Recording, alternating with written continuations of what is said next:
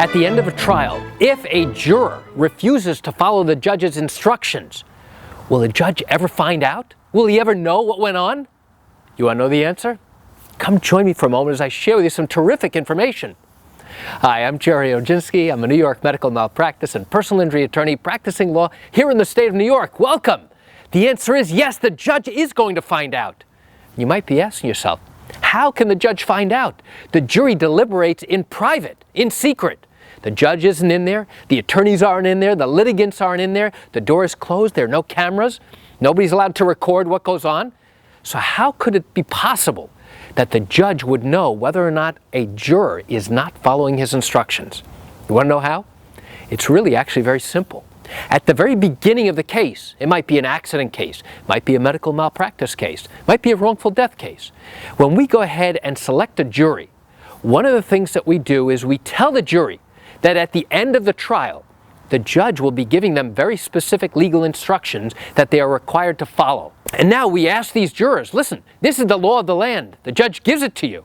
If, for whatever reason, a juror is not following the judge's law and following the judge's instructions, will you have any hesitation whatsoever in notifying the judge, notifying the court officer that you have to speak to the judge because one of the jurors is not following the law? Every one of these jurors acknowledges and accepts the fact that they will notify the judge if one of their fellow jurors is not following the law. So in reality, the jurors police themselves to make sure that each one of these jurors are following the judge's legal instructions. We might get a renegade juror who decides, you know what, I don't give a damn what the judge says, the judge is wrong, I think the verdict should be this way, regardless of what the law says.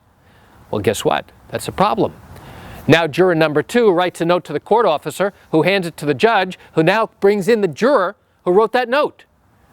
And he says, tell me what you saw, tell me what you heard. And now they bring in the juror who was not going ahead and going along with the judge's instructions. And now the judge will interview that juror. The attorneys will be present for that interview.